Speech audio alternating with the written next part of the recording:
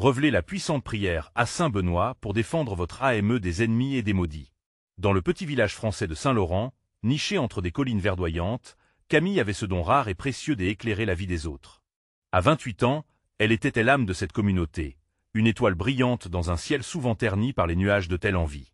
Chaque jour, elle préparait des repas chauds pour les familles en difficulté, écoutait avec attention les histoires de ses voisins, souvent rieuses, parfois tristes. Sa générosité était une mélodie douce, un chant que chacun connaissait par cœur. Mais sous cette lumière éclatante, une ombre menaçait de plonger son monde dans l'obscurité. Théo, son ancien ami, nourrissait un ressentiment bien plus amer qu'un simple souvenir d'enfance. Les murmures de la jalousie de Théo commençaient à faire tache d'huile, perturbant l'harmonie du village. Ces mots, blessants comme des éclats de verre, créaient des fissures dans des relations autrefois solides. Camille ressentait le poids de cette rivalité sourde, elle voyait les regards inquiets de ses voisins. Alors qu'elle se promenait dans les ruelles pavées, chaque sourire devenait une question muette. Que va-t-il se passer? La tension palpable la tenait éveillée la nuit. Un jour, au détour d'une conversation avec sa grand-mère, une légende oubliée refit surface. Une puissante prière à Saint Benoît, transmise de génération en génération, possédait le pouvoir de protéger ceux qui elle invoquait contre les malheurs et les jalousies. Les yeux de sa grand-mère brillaient de sagesse alors qu'elle récita les mots sacrés. Camille sentit une force vibrante dans chaque syllabe, une promesse des unités qui résonnait dans la profondeur de son cœur. Elle se mit alors en quête de cette vérité ancienne, une quête pour nourrir son âme et rétablir l'harmonie dans le village. Avant de continuer, je dois vous avertir de quelque chose d'important qui se passe. YouTube a fait des changements dans le système et beaucoup de personnes perdent les notifications des chaînes qu'elles suivent. Si vous aimez le contenu, cliquez sur la clochette et marquez « Toutes les notifications » pour ne pas rater les prochaines vidéos. Et si vous pouvez laisser un like, ça m'aide énormément avec la portée sérieusement. Ça fait la différence. Ah, dites-moi dans les commentaires d'où vous regardez. J'ai toujours la curiosité de savoir qui est de l'autre côté de l'écran. Maintenant continuons. Au fur et à mesure de ses rencontres avec sa grand-mère, chaque session devenait une lumière, une étoile qui dissipait les ténèbres. Camille découvrait que cette prière victorieuse pouvait transcender sa propre peur. Pourtant, sa route n'était pas sans embûches. Théo intensifiait sa rancœur, manœuvrant dans l'ombre pour créer des conflits. Des rumeurs s'installaient comme des nuages menaçants, se frayant un chemin entre les gens. Elle se sentait déchirée entre son désir de paix et la nécessité de défendre sa communauté. Camille devait faire face à des choix difficiles. Que valait la prière si elle ne pouvait apaiser l'esprit de Théo? Pouvait-elle vraiment croire qu'une simple invocation changerait le regard que portaient les villageois sur lui? Peut-être que cette prière était bien plus qu'une tradition, un symbole des unités dans un monde divisé. La lumière d'espoir scintillait, mais l'ombre de la douleur restait, prête à grandir comme une obscurité insidieuse. Alors qu'elle murmurait la prière aux étoiles, elle se posait la question ultime. Jusqu'où irait-elle pour défendre sa communauté, pour transformer le ressentiment de Théo en compassion et faire pleuvoir l'harmonie sur Saint-Laurent? Le chemin était semé d'incertitudes, mais Camille savait que le pouvoir de l'amour et de l'unité pouvait vaincre bien des malédictions. Elle était prête à espérer encore, à prier encore, à tourner la page sur l'ignorance et à embrasser l'avenir. Le lendemain, la lumière du matin baignait le village d'un éclat doré, mais pour Camille, cette lumière semblait faible face à l'ombre persistante de la rancœur de Théo. Un soupçon et inquiétude marquaient leurs interactions. Théo passait souvent, l'air maussade, son regard tranchant comme une épée. Cette tension faisait vibrer l'air, une mélodie désaccordée qui dérangeait la paix apparente de Saint-Laurent. Camille, armée de sa foi en la prière, se savait dans un combat intérieur. Elle décida de la réciter chaque jour, espérant que les échos des mots sacrés apaiseraient non seulement son cœur, mais aussi celui de Théo. Elle s'asseyait dans la chapelle du village, une pièce simple avec des bancs en bois usé, où le temps semblait suspendu. Les chants des oiseaux à l'extérieur se mêlaient à ses murmures, transformant chaque prière en une promesse silencieuse. Un jour, alors qu'elle sortait de la chapelle, Camille croisa Théo près de la fontaine du village. Elle sentit son cœur s'accélérer. Elle n'avait jamais pensé que se retrouver face à face avec son ancien ami serait aussi difficile. Théo, les bras croisés, vigilait le village comme un loup guettant sa proie. Ses traits marqués trahissaient une lutte intérieure, et Camille devait agir. « Théo, commença-t-elle, sa voix tremblante, peux-tu me parler? Je sens que nous devons, mettre un terme à cette hostilité. » Il la fixa alors, ses yeux témoignant d'une tempête intérieure. « Pourquoi devrais-je te parler? Tu es la lumière du village, et moi, je suis l'ombre. Que pourrais-je apporter ?» Son ton était empreint de douleur. Elle s'approcha, le regard déterminé. « La lumière et l'ombre ont besoin de l'autre. Théo. Je ne veux pas que tu sois l'ombre. Je veux croire que nous pouvons surmonter cela. Un silence pesant s'installa, brisé seulement par le bruissement des feuilles. Théo finit par soupirer, une lueur de tristesse passant dans ses yeux, faisant fondre une partie de la glace qui l'entourait. J'étais ton ami, Camille. J'y ai juste l'impression d'avoir perdu tout ce qui me liait à toi, et ça me fait mal. Les mots qu'il prononça étaient comme un appel à l'aide.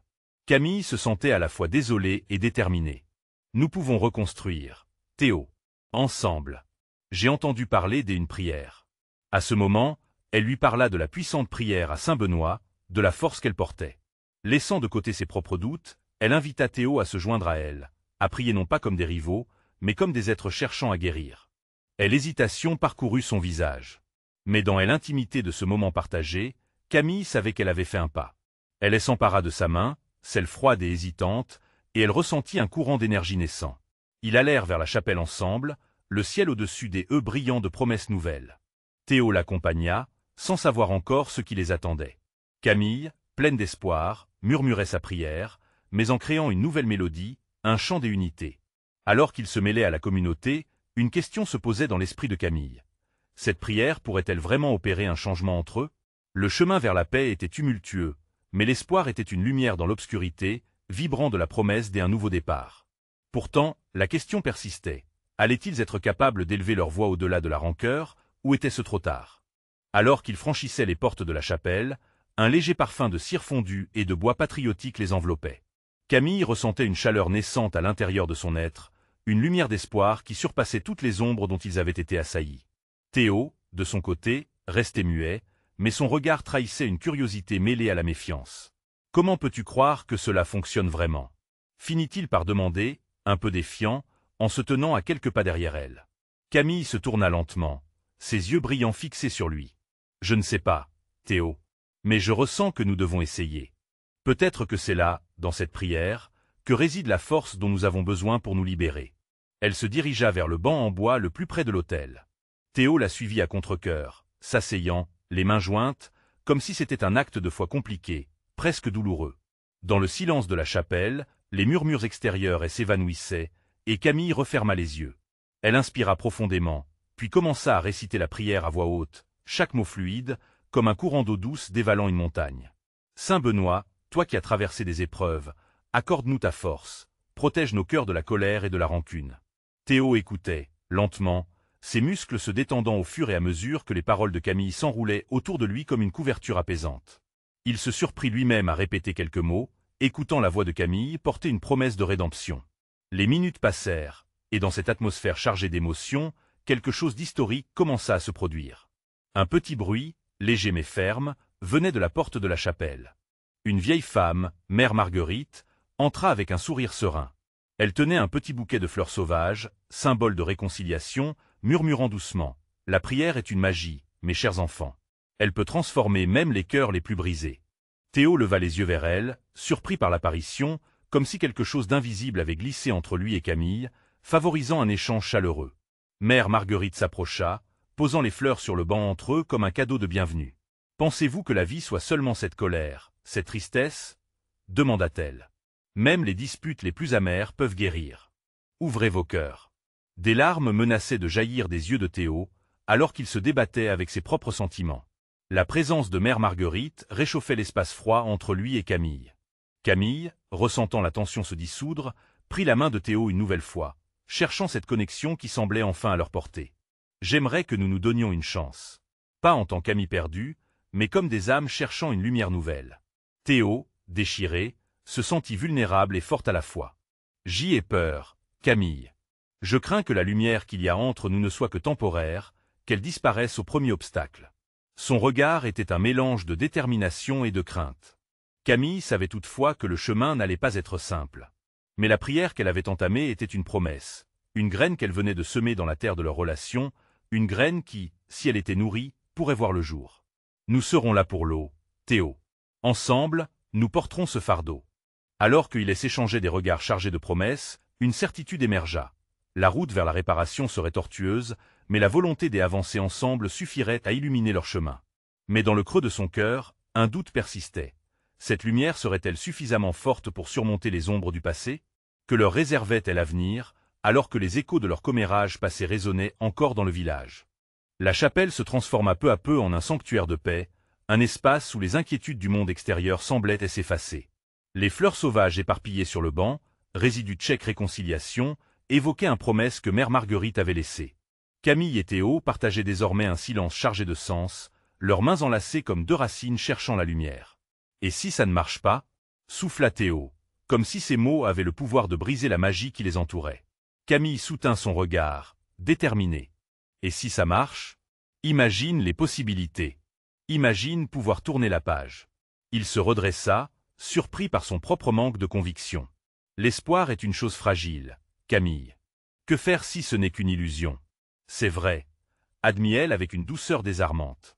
Mais parfois, c'est tout ce qui nous reste. Une étincelle dans l'obscurité peut allumer un feu. Peut-être devrions-nous juste avancer, un pas après l'autre. Ils échangèrent des sourires timides, mais un frisson parcourut l'échine de Théo. La présence de mère Marguerite, intangible mais palpable, lui rappela que l'espoir demandait des actions, pas seulement des mots. « Alors, que devons-nous faire » demanda-t-il presque timidement.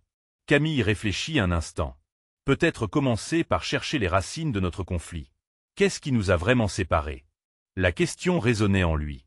Penser à des questions passées, à des chuchotements et à des faux jugements, à des blessures qui avaient engendré cette distance. Il se leva, le cœur battant, prêt à plonger dans les souvenirs.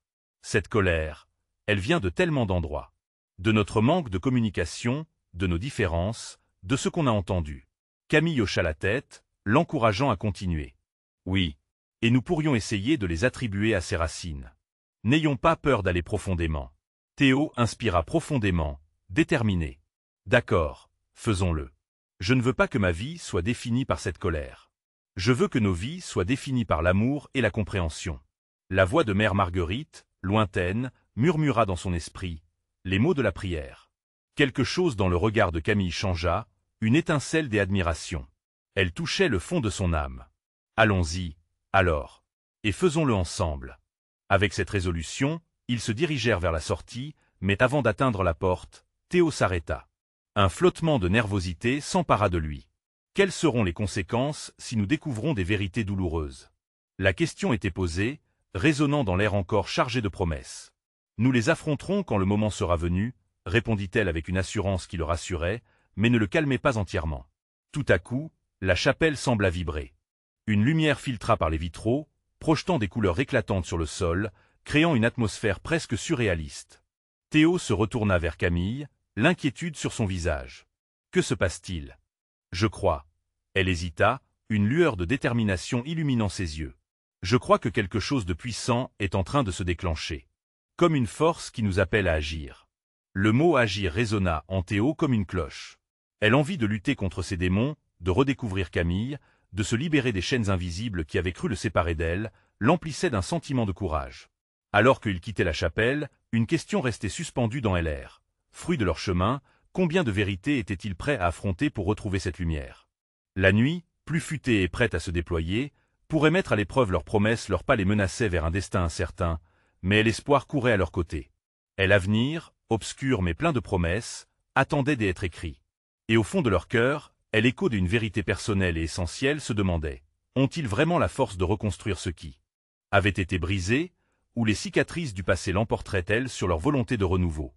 La nuit enveloppait lentement le petit village, et une brise légère faisait danser les feuilles des arbres, comme si la nature elle-même attendait avec impatience le dénouement de telle histoire de Camille et Théo. Leurs pas résonnaient sur le pavé ancien, les échos de la chapelle résonnant encore dans leur esprit. « Tu crois vraiment qu'affronter nos démons nous rapprochera ?» demanda Théo d'une voix à peine audible. Son regard scrutait l'horizon, comme s'il cherchait des réponses dans les étoiles scintillantes. Camille, marchant à ses côtés, ressentait le poids de ces mots. « Je le crois. Mais nous devons être prêts à entendre des vérités qui pourraient nous blesser. » Un silence pesa entre eux, un silence chargé d'une appréhension palpable. Théo repensait à tout ce qu'ils avaient traversé, aux cris, aux reproches, et à cette distance qui s'était créée entre eux. Il était prêt à avancer, mais la peur de ce qu'il pourrait découvrir était douloureuse. Parfois, je me demande si l'amour suffit. Est-ce que l'amour peut réparer les blessures? Dit-il, la vulnérabilité dans sa voix. Je pense que l'amour n'est pas une solution magique, mais une force qui peut nous pousser à aller de l'avant, même dans l'adversité. C'est ce qui nous unit, Théo. Elle lui lança un regard plein de confiance. Les racines de nos souffrances valent la peine d'être explorées. Cette idée d'explorer leurs blessures, elle effraya autant qu'elle l'excitait. Luttant contre ses pensées noires, Théo se força à imaginer un avenir où la colère n'était plus qu'un souvenir, un chapitre refermé. En prenant la main de Camille, il se sentit soudain moins seul dans cette quête, comme si ensemble, ils pouvaient faire face à l'orage. Leurs pas les conduisirent vers une petite clairière, baignée de lumière lunaire. Une douce lumière enveloppait l'endroit, créant une ambiance de rêve. Théo s'arrêta, fixant une pierre posée au milieu, légèrement couverte de mousse. Cela me rappelle cet endroit où nous venions enfants. On parlait d'étoiles et de promesses. Oui, je me souviens. C'était un lieu d'espoir. Camille sourit, le souvenir éveillant des éclats de joie au fond de leur cœur. Que dirais-tu de faire un vœu, ici et maintenant? Proposa Théo, son regard brillant d'une lueur nostalgique. Dans cet espace silencieux, Camille acquiesça doucement. D'accord. Je souhaite que nous découvrions la vérité, quelle qu'elle soit, et que cela nous renforce. Ils fermèrent les yeux un instant, laissant le vœu flotter dans l'air, une promesse scellée par l'univers. Puis, en se retournant, Théo demanda « Et si nous écrivions une lettre à nous-mêmes, pour nous rappeler de ce moment? Cela pourrait être un guide dans nos sombres jours. » Camille accepta l'idée avec enthousiasme. L'écriture serait leur moyen d'ancrer cette promesse. Ils s'installèrent sur la pierre, sortant un carnet de leur sac. Écrivons tout ce que nous souhaitons être, ce que nous voulons pour l'avenir. L'amour, la compréhension, l'appel à des idées jaillies, ils se mirent à écrire. Leurs mots dansaient sur le papier, dévoilant les craintes, les espoirs et le désir de reconstruire. Chaque phrase était comme un champ de fleurs épanouies, un véritable testament de leur volonté commune. Alors qu'ils écrivaient, une ombre se glissa dans la clairière. Ils levèrent les yeux, le cœur battant, devant un inconnu qui se tenait dans la pénombre, une silhouette qui semblait venir du passé. « Que faites-vous ici » demanda la voix grave, ébranlant l'atmosphère paisible. Camille et Théo échangèrent un regard, pris par surprise. Qui était cet intrus? Que voulait-il d'eux? La tension monta d'un cran alors que le mystère de cette rencontre inattendue s'installait dans l'air.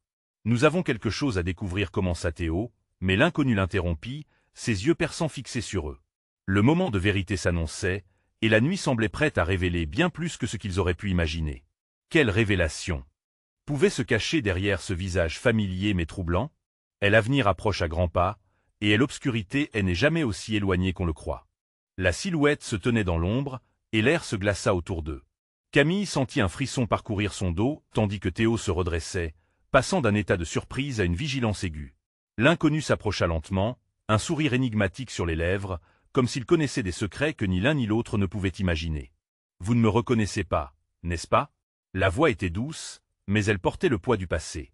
Théo plissa les yeux, cherchant à percer l'obscurité qui enveloppait ce visage. « Qui êtes-vous » demanda-t-il, sa voix tremblant à peine malgré la pression de l'inconnu.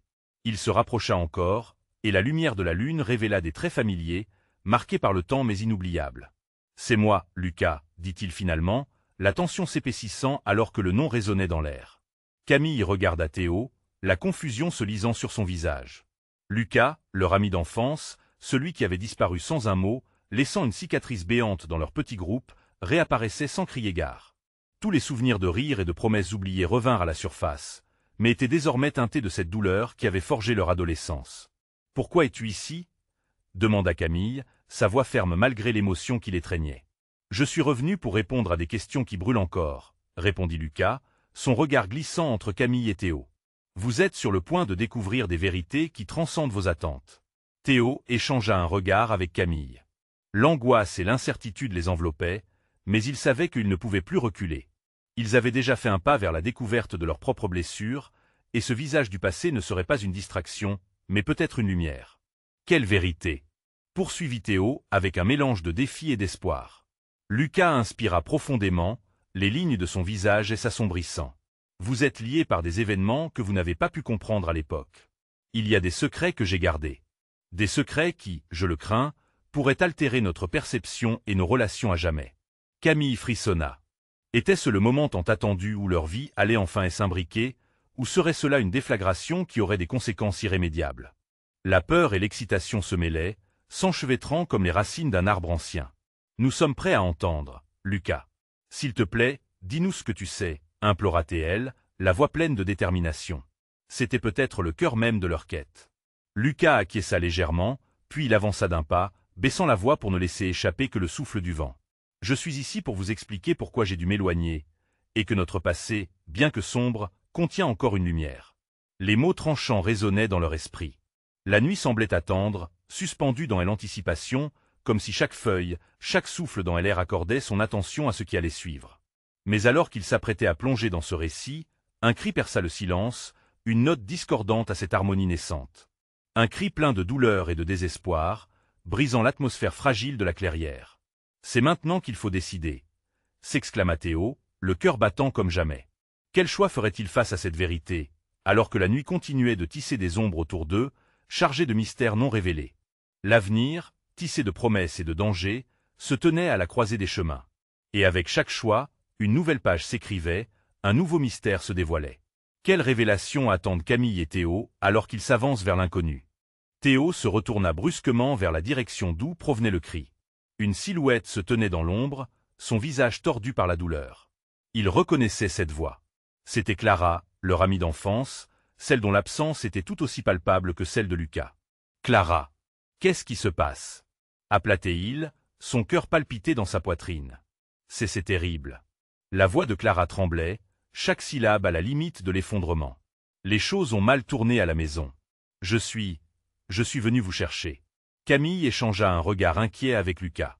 Ses retrouvailles, promesses de vérité et d'ouverture, s'évanouissaient face à la calamité qui s'annonçait.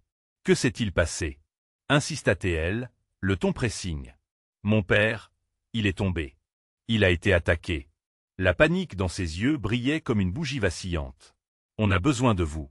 Vous devez nous aider. Le ventre de Théo se noua à ces mots. Comment pouvaient-ils faire face à une telle urgence alors qu'ils avaient à peine commencé à traiter leur propre passé? Il se tourna vers Lucas, dont l'expression trahissait les tourments d'un esprit tiraillé entre deux mondes. « Tu sais quelque chose à ce sujet, n'est-ce pas » demanda-t-il, sa voix pleine de colère et de frustration. « C'est pour cela que tu es revenu » Lucas, surpris par l'accusation, secoua la tête avec une intensité désespérée. « Non, je suis ici pour vous aider à comprendre. » Mais il marqua une pause, comme si chaque phrase devait être pesée. « Mais je crains que la violence qui s'est abattue sur Clara et sa famille soit connectée à ce que je sais. » La tension monta d'un cran. Camille, prise d'une vague de détermination, s'avança. « Nous devons nous rendre chez toi, Clara. Nous ne laisserons aucune ombre plonger dans nos vies à nouveau. Mais là-bas, c'est dangereux. » Vous ne comprenez pas, Clara était sur le point de protester, mais Théo prit sa main avec fermeté. « Nous te protégerons. Nous avons survécu à tant de choses ensemble. Nous pouvons le faire encore. » L'obscurité les entourait, mais leurs yeux brillaient d'une résilience nouvelle. Lucas, quant à lui, se tenait toujours en retrait, ses pensées visiblement tourbillonnantes. Les souvenirs de leur amitié d'antan, des joies et des tragédies partagées, luttaient pour trouver leur place dans ce chaos présent. « Écoutez, je ne peux pas laisser Clara affronter cela seule. Nous devons y aller, maintenant » s'exclama Lucas, prêt à faire face à ses propres démons. Avant qu'il ne puisse prendre une décision définitive, un cri déchirant stria la nuit à nouveau, un cri qui semblait sortir des entrailles de la terre elle-même.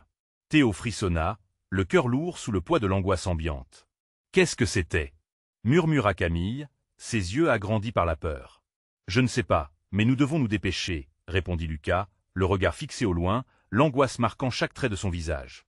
Ils s'élancèrent ensemble dans la nuit, le cœur battant et les peurs maladives aux trousses. La route vers la maison de Clara semblait plus sombre que jamais, comme si le monde lui-même leur résistait.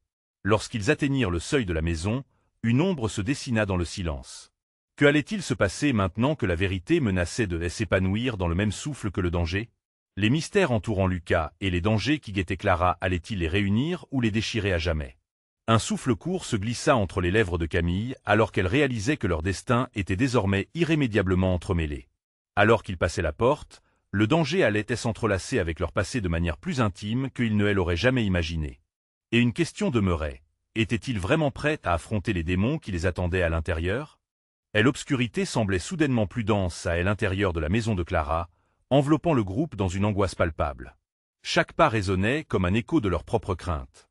Théo pouvait sentir le battement de son cœur s'accélérer à l'annonce de leur peur.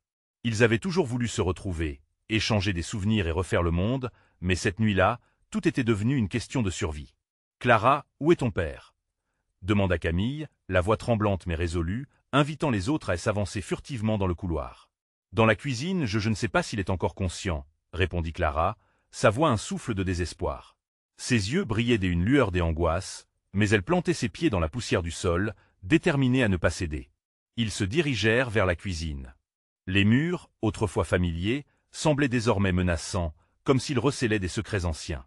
Théo retint sa respiration en passant devant les souvenirs des enfants accrochés au mur, des photos rayées par le temps où il souriait encore, insouciant. En entrant dans la cuisine, une odeur métallique et âcre les frappa. Le cœur de Théo fit un bond dans sa poitrine. Clairement, quelque chose de terrible s'était produit. Son regard se posa sur le corps inanimé assis sur une chaise, le visage de Clara pâle et déformé par la douleur. Il reconnut immédiatement l'homme que Clara avait décrit. Non, murmura Clara en s'approchant, le visage blême. Les larmes se mirent à jaillir de ses yeux. Papa. Lucas, choqué par le degré de violence qui était survenu, tenta de l'attraper par l'épaule, mais elle s'en détacha, courant vers son père. Théo et Camille échangèrent un regard inquiet. Clara, attends. Appela Théo alors qu'il s'avançait, le ventre noué. Il s'agenouilla près d'elle, essayant d'attraper son bras pour l'aider à calmer son chagrin. La douleur dans sa voix était brûlante, et il sentit son propre cœur se tordre à chaque sanglot étouffé qu'elle essayait de réprimer. « Que est-ce qu'on fait » chuchota Camille, la peur se mêlant à l'incertitude, chaque mot frappant l'air avec une résonance crue. Théo regarda Lucas, dont le visage trahissait un mélange d'inquiétude et de culpabilité. Il savait que ses secrets avaient provoqué un retour en arrière catastrophique, mais maintenant n'était pas le moment de pointer du doigt. Il devait agir. « Nous devons appeler une ambulance » s'exclama Lucas. « Quelqu'un doit l'aider. » Mais Clara, les larmes aux yeux, secoua la tête. « Non, vous ne comprenez pas. Ils ne peuvent pas le voir ici. Ça ne doit pas, sa voix se brisa, et elle s'approcha de son père, caressant sa joue avec une délicatesse presque désespérée. En une fraction de seconde, le calme fut brisé. Un bruit sourd provenant de l'extérieur fit frissonner chacun d'eux, comme une menace invisible qui s'approchait. Théo sentit son estomac se nouer. Les cris lointains indiquaient que la violence n'était pas seulement une histoire passée, mais quelque chose qui poursuivait Clara, quelque chose qu'ils pourraient tous connaître de près. « Nous ne sommes pas en sécurité ici, » murmura Lucas, ses mots empreints d'urgence. « On doit partir. Maintenant. » Théo n'avait jamais vu Clara dans un tel état, et cette vulnérabilité ne faisait qu'alimenter son propre élan de protecteur. « Clara, tu dois rester avec nous. On va trouver une solution. Mais ça commence ici. On doit fuir. » Elle leva les yeux vers lui, la peur et l'espoir se mêlant dans ses prunelles. Était-ce vraiment possible, de fuir et d'échapper à ce qui les hantait? Avant qu'il ne puisse réfléchir davantage, de nouveaux bruits retentirent, plus proches, plus menaçants. Ils comprirent soudainement qu'ils n'étaient pas seuls, que quelque chose ou quelqu'un se dirigeait droit vers eux. Et alors que la tension atteignait son paroxysme, une nouvelle question surgit dans l'esprit de Théo. Était-il vraiment capable de se libérer de telle emprise du passé et des ténèbres qui les suivaient? Il n'avait pas de réponse, mais une chose était certaine. Ce qui les attendait n'était qu'un avant-goût de la vérité qui se cachait dans l'ombre. Et cette nuit pourrait bien changer leur vie à jamais. Le bruit se rapprochait, résonnant comme le souffle d'une tempête prête à éclater. Théo pouvait voir le visage de Clara se déformer sous le poids de l'angoisse. Elle tremblait, et ses yeux scrutaient l'horizon noirâtre de la cuisine, comme si elle espérait qu'un miracle apparaisse pour la sauver. « On doit bouger », insista Lucas, son visage maintenant crispé. Les tensions palpitaient à l'intérieur du groupe, chaque seconde s'écoulant comme une éternité, chaque respiration pelletée comme une promesse de danger imminent. Théo se leva, prenant la main de Clara dans la sienne, serrant doucement comme pour lui transmettre un peu de force dans cette marée de désespoir. « Si on sort par l'arrière, on peut atteindre la forêt. Ça nous donnera une chance, » murmura-t-il, sa voix à peine audible au-dessus des cris lointains. « Non, » objecta Clara, la voix pleine de douleur. « Je ne peux pas le laisser ici. Pas comme ça. » Théo savait qu'il était temps d'agir avec détermination. Il se pencha vers elle, plongeant son regard dans ses yeux embués. « Clara, il ne peut pas t'aider dans cet état. Ton père voudrait que tu survives, que tu vives. Laisse-nous t'aider. » Un lourd silence se posa dans la cuisine. Les murs, qui avaient abrité tant de souvenirs d'enfance, semblaient se refermer autour d'eux, menaçants, comme pour leur rappeler ce qu'ils perdaient. Clara, déchirée entre ses émotions, retenait ses larmes avec rage. Finalement, un hochement de tête presque imperceptible laissa entrevoir qu'elle comprenait, qu'elle savait qu'il fallait y aller. Camille, les yeux élargis par l'angoisse, glissa son bras autour de Clara. « On va s'en sortir, ensemble. » Le groupe se dirigea rapidement vers la porte arrière, le cœur battant à l'unisson avec le rythme désordonné de leur peur. Cependant, le bruit extérieur s'intensifiait. Théo pouvait maintenant distinguer des voix, des cris et des pleurs qui semblaient se fondre dans une symphonie de chaos. Ils ouvrirent la porte avec précaution, le craquement de la charnière laissant échapper un frisson collectif. La nuit extérieure était froide, l'air lourd de menaces et d'incertitude. Théo se tourna un instant pour regarder à nouveau la cuisine. Cette pièce qui avait été témoin de tant de rires, maintenant assombrie par la tragédie. Alors qu'il fermait la porte derrière lui, il sut qu'il ne pourrait jamais oublier ce qu'ils laissaient derrière eux. En s'élançant dans le jardin, la clarté de la lune les guidait, mais la luminosité ne pouvait dissiper l'angoisse qui pesait sur leurs âmes. Lucas avançait avec détermination, mais un regard inquiet l'animait, comme s'il sentait le danger les suivre de près. « Vite !» cria-t-il, se dirigeant vers la lisière de la forêt qui ne semblait pas si accueillante cette nuit-là. Mais alors qu'ils s'enfonçaient sous les branches tourmentées, une silhouette apparut soudainement devant eux, hachant leurs espoirs de fuite. La silhouette, voilée mais indéniablement humaine, se tenait là, immobile, observant. Le cœur de Théo s'emballa à la vue de ce nouveau danger. « Qui êtes-vous » demanda Lucas, la voix tremblante mais ferme. La silhouette avança d'un pas, son visage perçant comme un éclat de lune. « Vous ne pouvez pas fuir. »« Pas encore. Votre passé vous attend. » Les mots vibraient dans l'air comme une menace inscrite dans les étoiles. Théo ressentit un froid glacial s'infiltrer au plus profond de lui, une peur indicible lui nouant la gorge. Qu'est-ce que cela voulait dire? Le présent et le passé allaient se heurter, et il n'y avait peut-être aucune échappatoire. Et alors, dans ce moment de confrontation, la question résonna à travers leurs esprits. Étaient-ils vraiment prêts à affronter les fantômes du passé qui les avaient suivis jusqu'ici? Avant qu'ils ne puissent réagir, un cri perça l'obscurité de la forêt, un cri qui annonçait une tempête bien plus vaste que ce qu'ils avaient imaginé. La tension dans l'air était palpable alors que Camille, Théo, Lucas et Clara se trouvaient face à la silhouette mystérieuse, figée comme des statues de pierre. L'inconnu avança d'un pas, son visage à moitié caché par l'ombre, mais une lueur dans ses yeux brillait d'une intensité troublante. « Votre passé vous attend » répéta la silhouette, comme si les mots étaient une prophétie scellée par le destin. Théo sentit son cœur s'accélérer. Qu'est-ce que cela signifiait? Il n'était pas là pour faire face à de vieux démons, mais essayer de fuir un présent dangereux dans lequel Clara se noyait. « Qui êtes-vous » s'exclama Clara, la voix tremblante mais déterminée, son instinct de protection envers son père l'emportant sur la peur. L'inconnu expira lentement, son souffle se mêlant à l'air glacial de la nuit, avant de répondre « Je suis celui qui porte les secrets. Ceux qui peuvent révéler la vérité, mais qui, à leur tour, exigent votre courage. » Camille, ne pouvant plus contenir son angoisse, brisa le silence. « Que savez-vous de nous? Pourquoi nous dites-vous cela ?» Elle avançait d'un pas, son regard embrassant la lueur d'espoir mélangée à la peur. « Je sais tout de vos luttes, de vos séparations, et des liens qui vous unissent.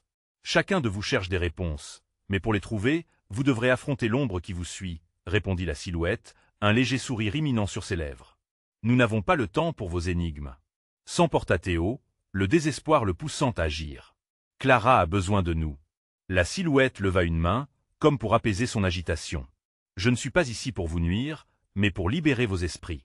Seul un affrontement avec votre passé vous permettra de vous libérer. » Les mots résonnèrent comme un tambour au fond de l'âme de chacun d'eux.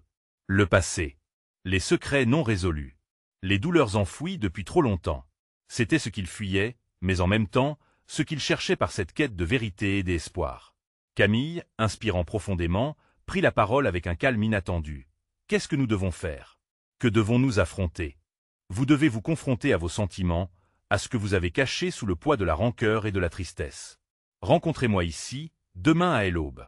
Je vous dévoilerai ce que vous devez savoir pour aller de l'avant. Cela ne sera pas facile. Les vérités que vous allez découvrir pourront être déchirantes. Mais parfois, c'est dans la douleur que l'on trouve la plus grande force, » déclara l'inconnu avant de reculer dans l'ombre, se fondant presque dans la nuit. Un silence pesant suivit son départ. Clara, la voix tremblante, murmura « Que doons-nous faire ?»« Il n'y a pas d'autre choix, » répondit Théo, la détermination ayant remplacé la surprise. « Nous devons nous préparer à ce qui nous attend. Nous devons apprendre à faire face à notre passé pour pouvoir avancer. »« Matin viendra vite, » ajouta Lucas, son regard partagé entre l'inquiétude et l'espoir. « Faisons le vœu de rester unis, quoi qu'il se passe. Cela peut nous guider à travers la tempête. » Camille hocha la tête, sentant qu'ils étaient tous liés par des fils invisibles, plus forts que tout. Ils se dirigèrent vers la maison de Clara, leurs pas résonnant dans la nuit. Elle odeur du danger et de la tristesse, elle n'avait pas disparu, mais on savait que l'amour et la volonté collective étaient un rempart. Les souvenirs des enfances, l'espoir d'un avenir meilleur, tous ces éléments se mêlaient dans LR. La nuit engageait des réflexions, un chemin tortueux mais magnifique. Ils se préparaient, ensemble, à un nouvel affrontement, cette fois avec la force d'un cœur uni. Unis dans la quête de vérité, unis face à leurs démons, ensemble vers cette lumière d'espoir qui pointait comme un adhésif au bout de leur souffrance. Alors que le soleil se levait et que les ombres de la nuit s'éloignaient, Camille, Clara, Théo et Lucas savaient que le changement était imminent. Ils portaient à elle intérieur.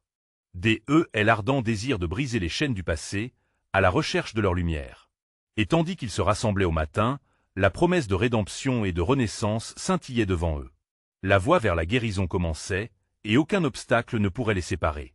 Ils étaient prêts, unis dans cette danse entre passé et avenir, embrassant chaque vérité et chaque douleur, mais aussi chaque joie. Il était temps de découvrir qui ils étaient vraiment, et quelle lumière allait se dégager de l'obscurité. Vous devez vous abonner maintenant pour ne pas rater les prochaines histoires exclusives qui vont vous toucher en plein cœur. C'est le moment de montrer votre soutien à cette chaîne incroyable. Laissez un like maintenant pour nourrir l'algorithme et faire briller cette vidéo. Partagez cette histoire instantanément avec au moins 5 amis qui ont besoin de voir cette conclusion. Dites-moi en commentaire vos réactions et vos théories sur l'avenir de nos héros. N'attendez pas une seconde de plus.